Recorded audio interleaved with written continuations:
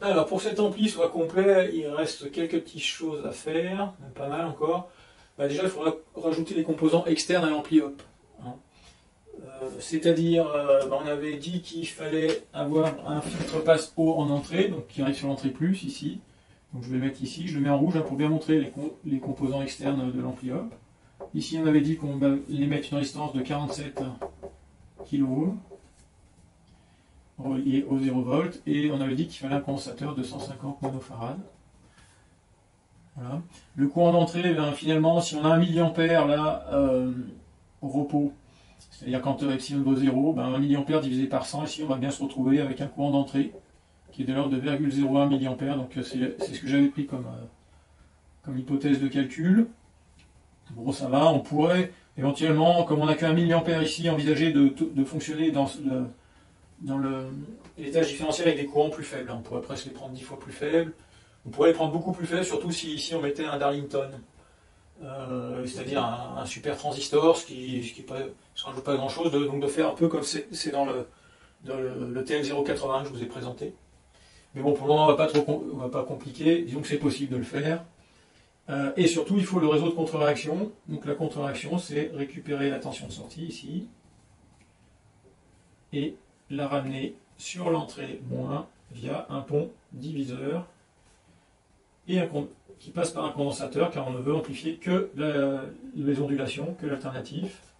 Donc on avait dit qu'ici le condo fallait qu'il fasse 10 microfarad, cette résistance 1 kΩ et ici 47 kΩ. Voilà les fameux composants externes qui se sont ajoutés. Ensuite, qu'est-ce qu'il y a à déterminer? On va dire ce qu'on va mettre comme composant derrière ces sources de courant. Mais avant, je vais régler le cas, on va faire le choix du condensateur. Alors, le choix du condensateur, eh bien, ça va être relié à la vitesse de balayage dont on a besoin. Alors, la vitesse de balayage, je vous le rappelle, c'est ce qu'on avait appelé dVs sur dt max. Et ce truc-là, c'est égal au courant maxi qu'on peut envoyer dans le condensateur ici, divisé par la valeur du condensateur. Et le courant maxi, bien vu comment il fait l'étage différentiel avec ces 2 mA ici, qui s'équilibre ici, quand l'epsilon vaut 0, si on fait du déséquilibre, au maximum ici, on va aspirer 1 mA. Si les 2 mA viennent par ce transistor, ça fera qu'on va aspirer 1 mA. Et si jamais ce transistor est bloqué, il y aura 1 mA qui ira comme ça. Donc en fait, le courant dans le condensateur au maximum, c'est plus ou moins 1 mA. Voilà, donc le dVs sur dt max, il sera égal à 1 mA, donc c'est de DUC sur dt max, et lui vaut I sur I max sur C, IC max, on va dire, sur C. Et ça, c'est égal à 1 mA sur C. Voilà, donc ça va nous mener à la valeur de C, parce qu'en fait, nous, qu'est-ce qu'on veut en sortie? On veut avoir une tension de sortie qui va pouvoir sortir une sinusoïde de pleine échelle, c'est-à-dire d'amplitude 50 volts, qui oscille entre plus ou moins 50 volts, à la fréquence maximale qui existe en audio. La fréquence maximale, ça va être du 20 000 Hz. Donc, on va calculer le dV sur dt max en supposant que le Vs est un signal extrême qu'on n'aura jamais. Parce que ça, envoyer du 20 000 Hz à pleine puissance dans un haut-parleur, il n'y a aucune musique qui fait ça. Mais bon. C'est un cas extrême. Et le cas extrême, c'est que le Vs de t, il est égal à 50 volts, que multiplie une sinusoïde. Donc je mets en sinus de pi ft. F, c'est la fréquence. Ça, c'est le signal extrême. Et donc j'obtiens que le dVs sur dt extrême, il va être égal à 50 fois 2pi f, par dérivation qui sort, fois cosinus de pi ft. Voilà, donc comme c'est une sinusoïde, ça monte, ça descend, et la pente maximale, en fait, c'est sur les passages par zéro de la sinusoïde. Si je mets ici, comme ça, voilà, on sort une sinusoïde avec 50 volts en haut, le temps ici.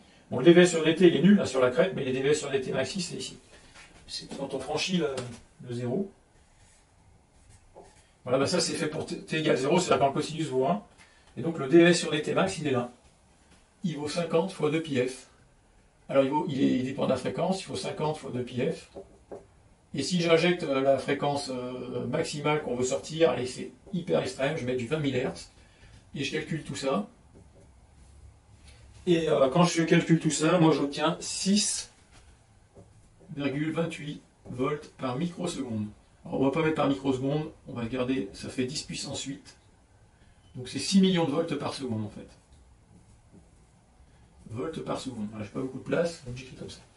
Donc qu'est-ce qu'on veut nous au final? Eh bien on veut que ça soit égal au minimum à 6,28 10 puissance 6 volts par seconde. On va égaler les deux. Je vais faire un peu de place sur mon tableau, puisque j'ai plus de place. Allez, on va le faire ici. Alors j'écris donc 6,28 fois 10 puissance 6 égale 1 mA divisé par C. Ça nous fait C égale 1 mA, c'est-à-dire 10-3 ampères, divisé par 6,28 fois 10 puissance 6 volts par seconde. Alors je prends la machine, donc j'ai dit 10-3 divisé par 6,28 exposant 6. Voilà, j'obtiens 159 nanofarad, on va arrondir à 150 nanofarad. Pas nanopicofarad.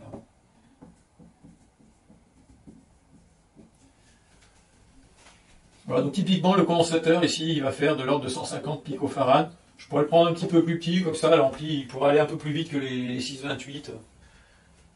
A priori ça fonctionne pareil, à peu près pareil. Ouais, ça ferait 100 picofarad, ça serait plus sympa, ça ferait 10 volts. Bon, on laisse comme ça.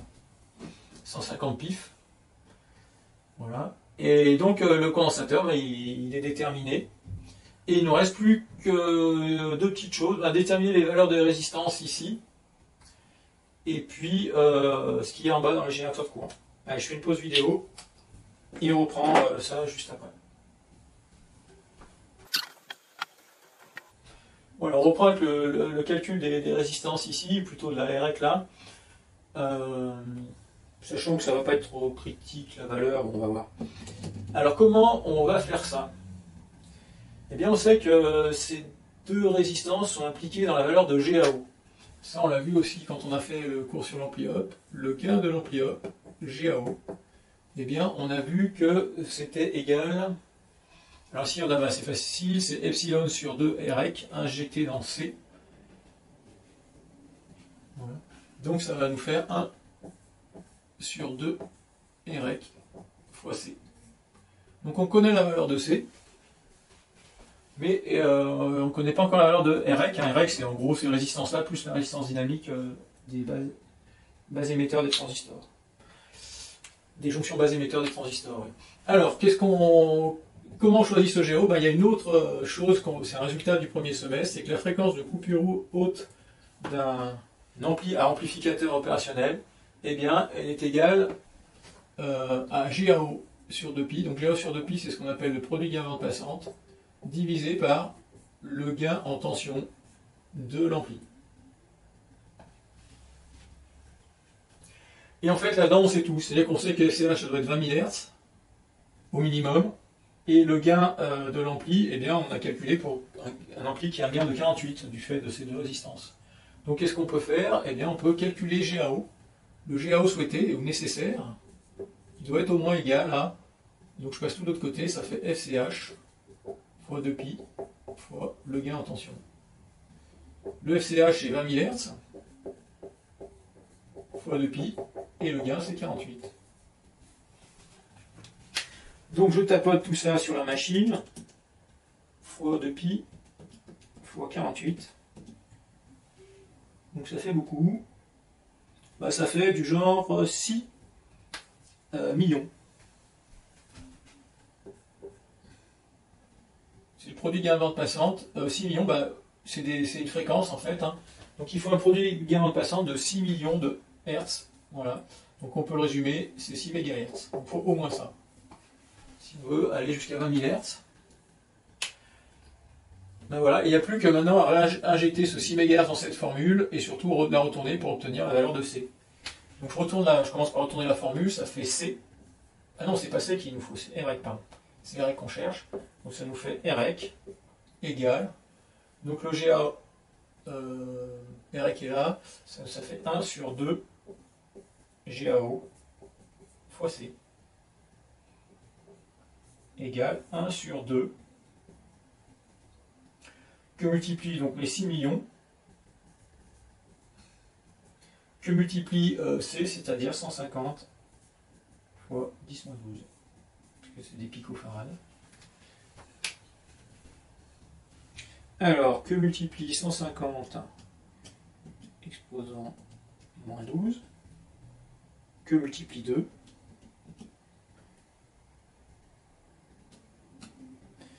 voilà, et moi j'obtiens une règle de 552 ohms.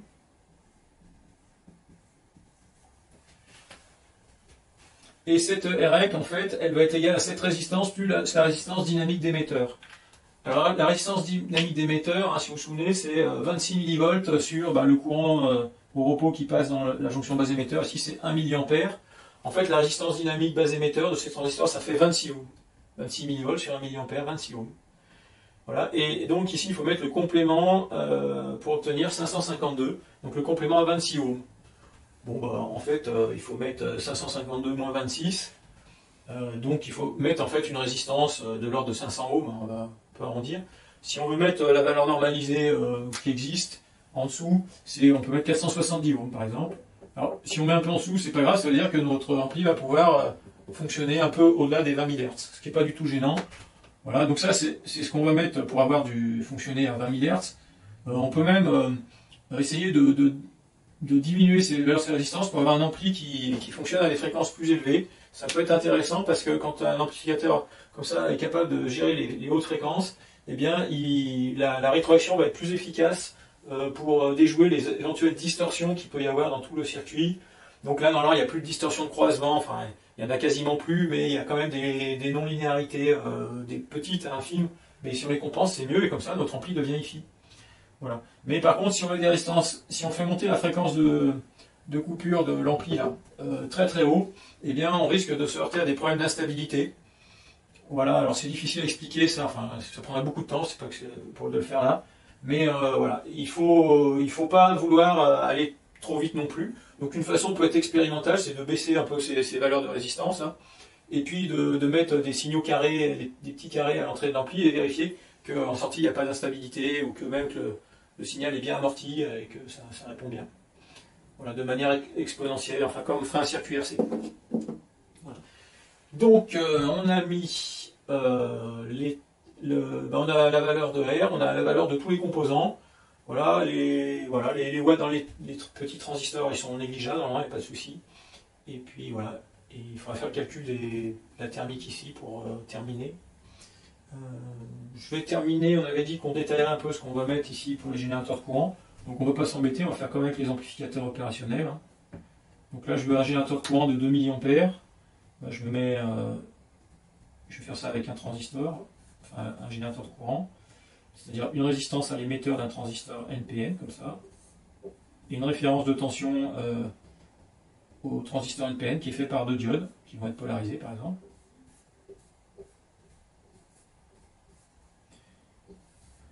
Polarisé, ça veut dire relié à une tension suffisamment positive. Donc il n'y a pas besoin d'aller chercher le plus 50, on peut se mettre sur le 0 volt, le même qu'ici, tiens. Allez, on va gagner une connexion, on se branche là. Et on met une résistance ici. Alors si je veux 2 mA, j'ai 0,6 volts aux bornes de cette résistance. 0,6 volts, ça fait 600 millivolts, divisé par 2 mA, je suis dans un transistor, on veut 2 mA, je rappelle. Eh bien, ça fait 300 ohms ici. 600 mV divisé par 2 mA. Ici, on va faire un générateur de courant de 1 mA. On va faire la même chose, mais on ne va pas s'embêter. La même chose, sauf qu'on avait dit qu'on mettait que 1 mA ici. Donc pareil, une résistance, l'émetteur d'un transistor NPN ici.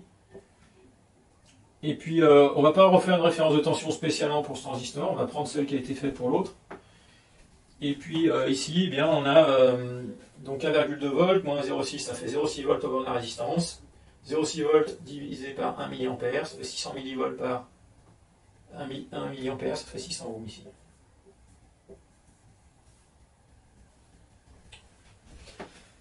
Voilà, 1 mA, bah dans les bases, on a 100 fois moins, donc là on a 0,01 mA.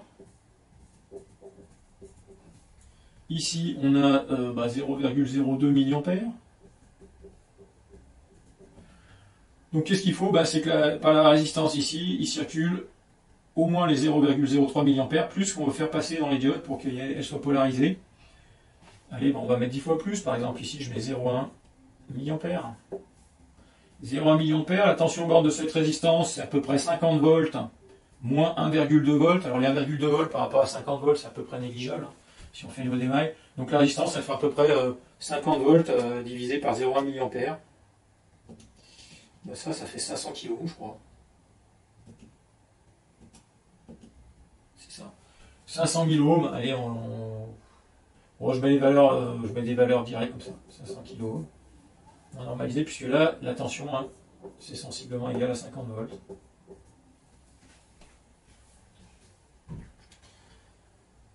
Voilà. Donc là, c'est ficelé, on a fait tous les composants. Et la chose qu'on pourrait vouloir étudier maintenant, c'est savoir comment avoir l'alimentation pour cet amplificateur, c'est-à-dire un système qui fournit du plus 50 volts, du 0 volts et du moins 50 volts, donc une alimentation double.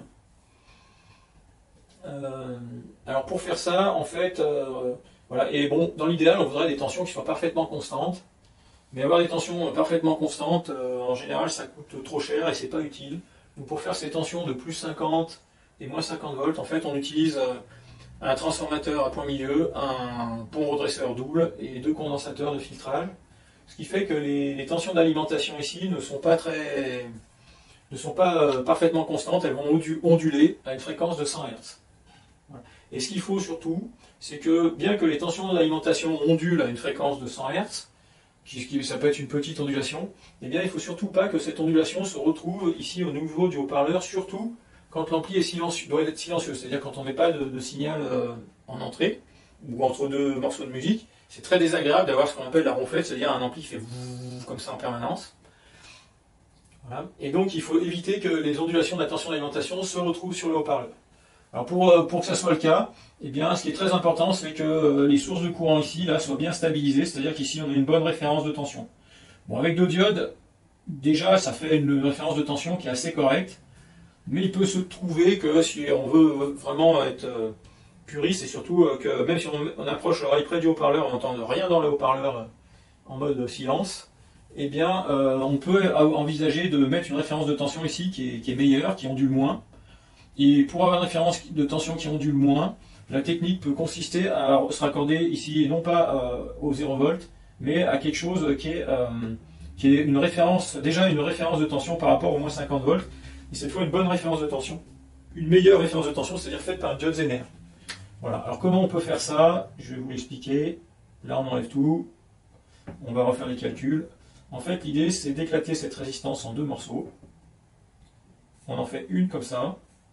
Et la première, en fait, elle a pour objectif de débiter dans une diode Zener, donc qui conduit en inverse, évidemment, parce que c'est là qu'elle fait référence de tension.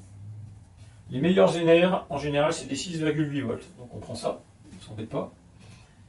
Et ensuite, avec cette tension de 6,8 volts qui est déjà très bien stabilisée, eh bien, on va réalimenter les diodes ici. Voilà. Donc ça, c'est une solution. Ensuite, on calcule, ici, pour qu'il y ait, je sais pas moi, on a dit 0,1 mA dans la résistance ici. La tension, on la déduit facilement, la tension Zener, la tension des diodes. Et puis, dans celle-ci, eh bien, on va faire circuler un courant pour que la Zener fonctionne bien. En général, la Zener fonctionne bien à 1 ou 2 mA. Bon, peut-être qu'il n'y a pas besoin d'aller aussi bon courant, mais mettons au moins 1 mA ici. Voilà, et ensuite, si on se définit les courants, je les mets. Donc là, on reste à 0,1 mA ici. Et puis ici, on se met 1 mA. Voilà. Et puis les tensions, on les déduit facilement en faisant des lois d'émail. Voilà, là on a tous les composants. Je vais couper la vidéo. Voilà, vous avez quand même le schéma complet d'un amplificateur de puissance. Et on pourrait même faire monter la puissance. Après, il suffit de mettre des transistors un peu plus gros qui tiennent un peu plus de tension. Ah, mais je m'aperçois que j'ai fait une petite erreur sur l'unité de GAO. En fait, les mégahertz, c'est plutôt pour le produit gain bande passante. En fait, GAO, c'est ce qui fait le lien entre dVs sur dt qui est en volts par seconde. Voilà, donc là, je mets des volts par seconde. Et epsilon qui est en volts. Donc voilà, je préfère mettre des volts par seconde par volt. Et par contre, ça en fait 6 millions. Donc 6 fois 10 puissance 6. Voilà, on peut aussi l'écrire un peu différemment. On peut l'écrire comme ça. On peut dire aussi que c'est 6 volts par microseconde par volt de epsilon. Alors, on peut le faire comme ça. Voilà. Et en fait, voilà, et ce qui s'exprime plutôt en mégahertz, en fait, c'est le produit gain bande passante, c'est-à-dire FCH fois GV, qui est égal à GAO sur 2pi. Voilà. Donc GAO sur 2pi, ça on peut l'exprimer en mégahertz. Et si on divise 6 volts, 6 millions de volts par seconde, là, par volt, par 2pi, eh bien ça nous fait à peu près du 1 MHz. Enfin 6 divisé par 6, ça fait 1 MHz, je crois que ça fait 0,95 MHz, ce qui correspond à ce qu'on appelle le produit gain bande passante de l'amplificateur opérationnel. Voilà, bon, maintenant que ça s'est corrigé, donc je voulais maintenant peut-être effacer un petit peu et vous parler de l'alimentation de tout ça, hein. C'est-à-dire de comment on va fabriquer le plus 50, le moins 50 et le 0 volt, voilà, qui va alimenter tout cet ampli. Alors on va effacer un petit peu parce qu'il faut faire un peu de place. Voilà, pour faire le plus 50 et le moins 50, eh bien on va utiliser un transformateur à point milieu, comme ça, au secondaire. On va mettre un redresseur, en général on met 4 diodes ou un pont de diode, comme ça.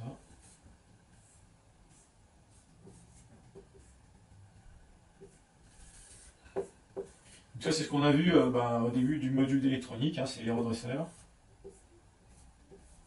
Voilà. On fait ça. Le point milieu, ici, qui sort là, lui, ça va être le 0 volt. Voilà, ce sera le 0 volt, qui sera relié à ça.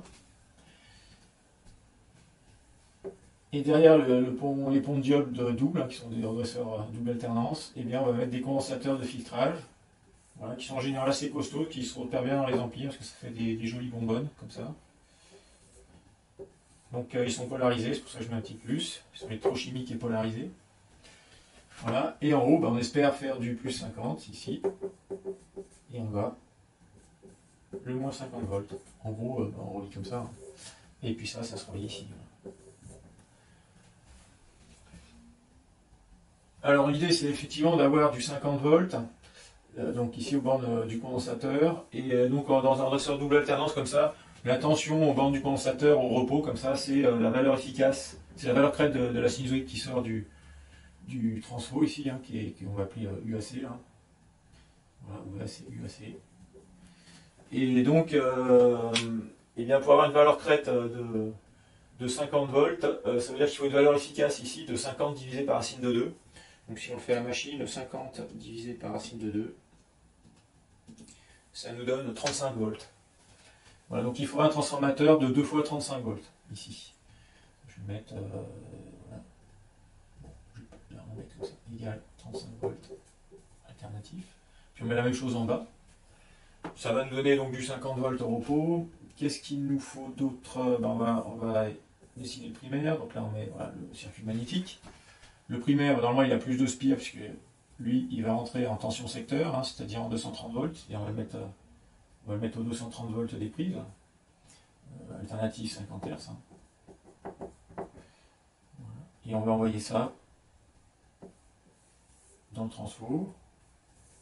Voilà, alors si on veut faire les choses un peu bien quand même, on va mettre un interrupteur de marche-arrêt typiquement, et puis ici on va mettre un fusible pour protéger le transfo et l'ampli et tout ce qu'il y a derrière, par exemple. Et puis voilà, on fera un fusible retardé pour encaisser les courants de... On appelle ça les courants d'appel du transfo à la mise sous tension. Alors, bon, les diodes, comment on choisit les diodes? Alors, on sait qu'ici, on va sortir 5 ampères maximum, hein, dans le haut-parleur. Hein, on a ici 5 ampères. Donc, ils vont être prélevés là ou là. Et puis, c'est jamais, c'est pas 5 ampères en permanence qui vient du plus. Hein, ça va au moins alterner entre le plus et le moins. Donc, en gros, le courant ici moyen, il ne dépassera pas 2,5 ampères. 2,5 ampères de courant moyen dans le condensateur est nul. et les 2,5 ampères se répartissent entre les deux diodes là.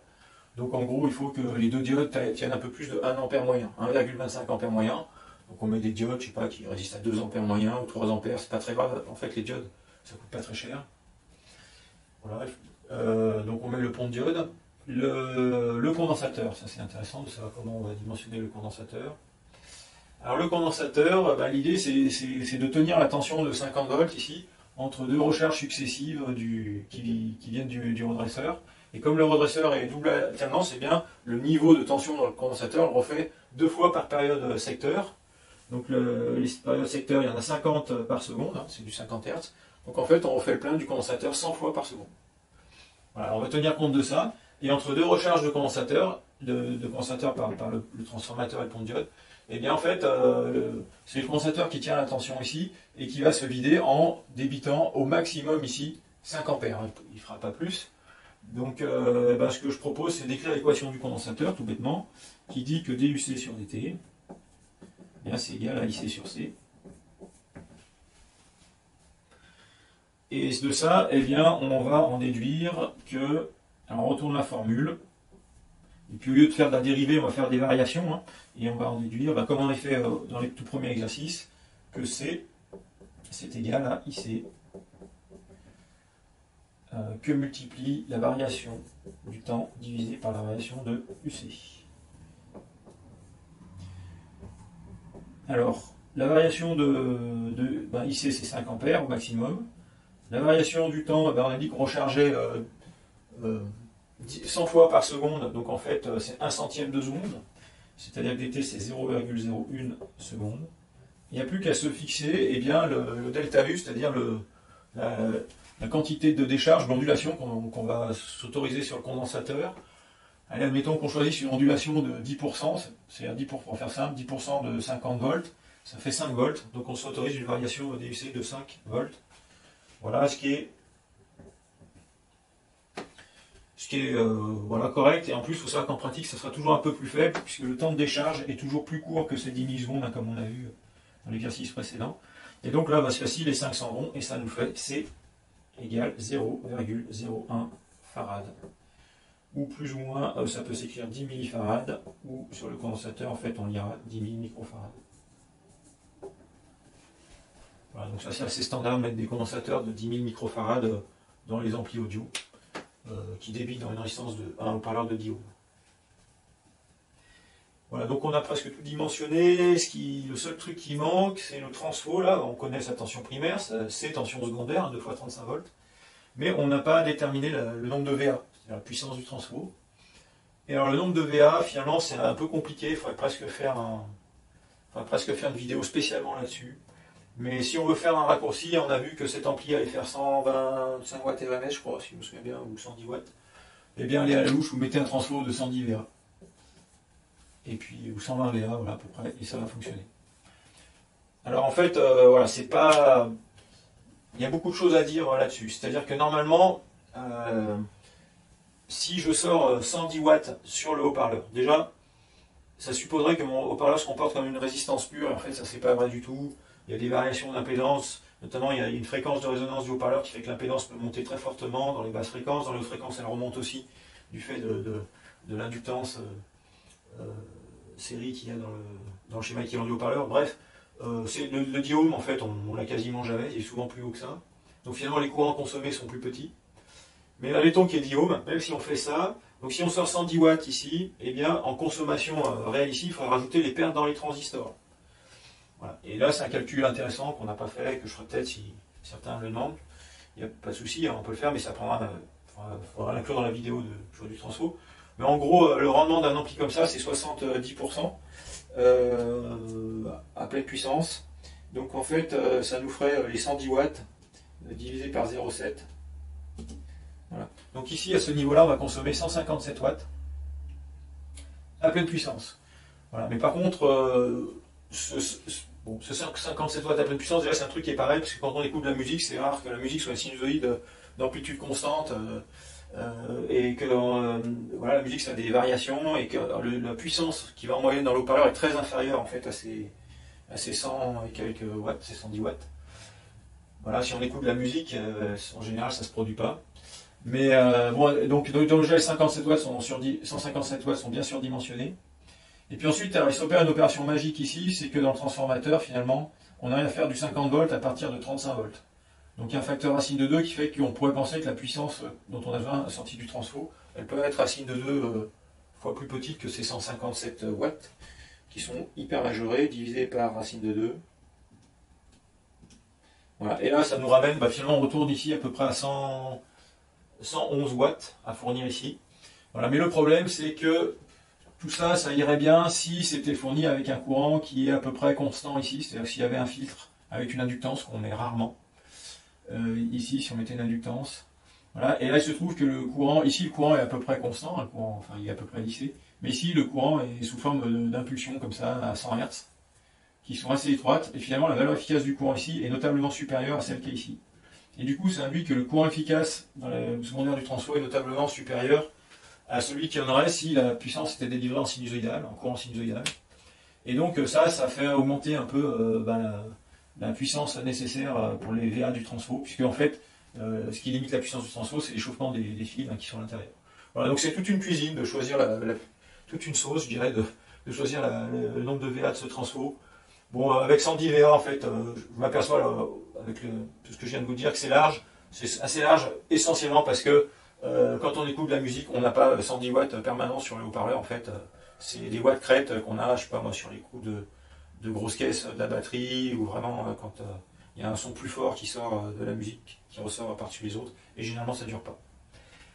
Voilà. Bon, si vous le souhaitez, vous me ferez la demande, et puis je vous ferai une petite vidéo, si vous voulez, rien que sur le choix de ces transistors de puissance, le calcul de la puissance qu'ils vont devoir dissiper, et donc le choix de ces transistors et de leurs dissipateurs. Voilà. Et bien, à bientôt pour une autre vidéo.